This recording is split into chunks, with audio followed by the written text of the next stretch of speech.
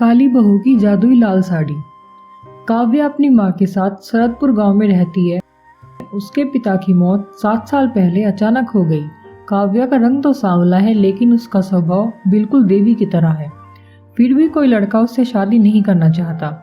एक दिन एक रिश्ता लेकर पंडित जी उनके घर आते हैं, लेकिन जब लड़का काव्या को देखता है तो कहता है, अरे पंडित जी, आपने तो कहा था लड़की सांवली है, लेकिन ये तो कोयले से भी काली है। अगर मुझे पहले पता चल जाता तो मैं अपना समय यहाँ कर बर्बाद नहीं करता। अरे आप ऐसा मत कहिए, मेरी लड़की सांवली भले ही हो, लेकिन ये आपके पूरे परिवार का बहुत अच्छे से ख्याल रखेगी। आपको शिकायत का मौका भी नहीं मिलेगा। लेकिन कोई भी काव्या का मन देखने के बजाय केवल उसका रंग देखकर उसे छोड़कर चला जाता है। इसी कारण काव्या की माँ को बस हमेशा उसकी चिंता बनी रहती। कुछ दिन के बाद एक बाबा उनके घर पर आकर बोलते हैं, अरे कोई घर पर है क्या? बूढ़े आदमी की आवाज सुनकर काव्या बाहर आकर देखती है और बाबा को देखकर प्रणाम करती है और कहती है, बाबा मैं आपकी क्या सेवा कर सकती हूँ? तब बाबा कहते हैं, बेटी मैंने 2 दिन से खाना नहीं खाया। बाबा की बात सुनकर काव्या खाना ले आती है और बाबा को देती है। खाना खाने के बाद बाबा काव्या को 3 लाल रंग की साड़ी देख ले उससे कहते हैं, बेटी ये लाल साड़ी तुम्हारी सारी परेशानी दूर कर देंगी। काव्या को ये बात सुनकर बहुत अजीब लगता है। अगले दिन गांव का एक पंडित संगीता के घर आता है और बड़ी खुशी से उससे कहता है, बेटी संगीता, आज ही मेरे पास एक बड़े घर से चिट्ठी आई है। उन्हें मैंने काव्या के गुणों के बारे में बताया और वे काव्या के गुण जानकर इसे अपने घर की बहू बनाना चाहते हैं और वो कल तुम्हारी लड़की को देखने आ रहे हैं। अगर भगवान की इच्छा हुई तो कल ही तुम्हारी बेटी के हाथ पीले हो जाएंगे। अब तो बस तुम कल की तैयारी करो। बेटी काव्या, तुम भी अच्छे से तैयार हो ना। अगर तुम्हारी शादी उस घर में हो गई तो तुम्हारे भाग खुल जाएंगे। पंडित की बात सुनकर संगीता और काव्या बहुत खुश होती हैं और पंडित जी के जाने के बाद काव्या अपनी माँ से कहती है, माँ मेरे पास तो कोई अच्छी साड़ी भी नहीं है, अब मैं कल क्या पहनूंगी? अपनी बेटी की बात सुनकर संगीता सोच में पड़ जाती है और मन ही मन सोचती है, हे भगवान, बड़ी मुश्किल से एक अच्छा रिश्ता आया है।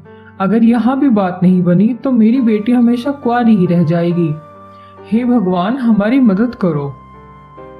फिर काव्या को उस साड़ी का ख्याल आता है जो उसे एक बाबा देकर गया था और काव्या वो साड़ी अपनी माँ को लाकर दिखाती है और दिखाकर कहती है, माँ ये साड़ी मुझे एक बाबा ने दी थी, क्या मैं इसे ही पहन लूं?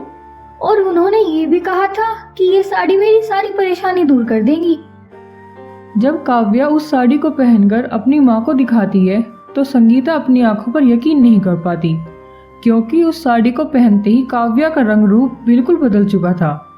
अब उसका चेहरा बिल्कुल साफ और बेदाग हो गया था। ये देखकर उसकी माँ उससे कहती है, बेटी लगता है कल साक्षात भगवान ने आकर तुम्हें उपहार दिया है और भगवान भी यही चाहते हैं तुम्हारी शादी इसी घर में हो। अब तो बस तुम इसे ही पहनना, और हाँ, किसी को इसके बारे में तब तक मत बताना जब तक तुम्हारी शादी ना हो जाए।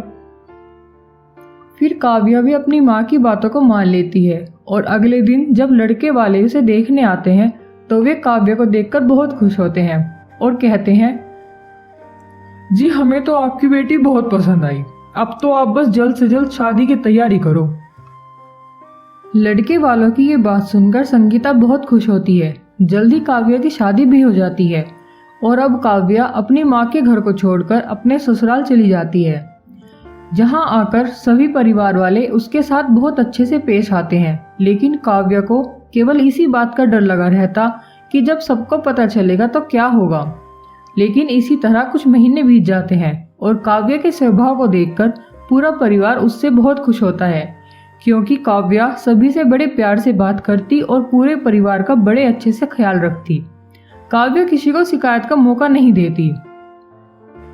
हमें तो भगवान ने बड़ी अच्छी बहू दी है, बिल्कुल खरा सोना है। हमारे बेटे के तो भाग ही खुल गए। एक दिन काव्या जब काम कर रही होती है तो उसकी साड़ी गंदी हो जाती है और उसके पास अब ये केवल एक ही साड़ी बची थी, क्योंकि बाकी की साड़ियाँ पहले ही खराब हो चुकी थी। अब काव्या अपने पति को अपनी सच्चाई बताने का फैसला करती है।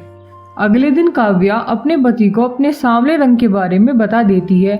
काव्या की बात सुनकर उसका पति कहता है, हमें तुम्हारे रंग से कोई फर्क नहीं पड़ता। हमारा परिवार तुम्हें तुम्हारे रंग के कारण पसंद नहीं करता है, बल्कि तुम्हारे बर्ताव के कारण तुमने सबका दिल जीता है।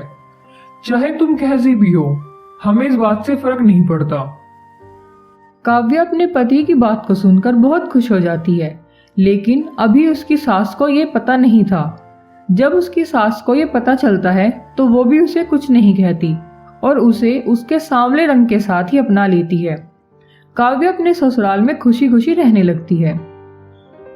आपको हमारी कहानी कैसी लगी कमेंट्स करके जरूर बताएं। अगर आप ऐसी ही वीडियो देखना चाहते हैं तो हमारे चैनल को सब्सक्राइब करें। अगर आपको कहानी पसंद आई हो तो वीडियो को लाइक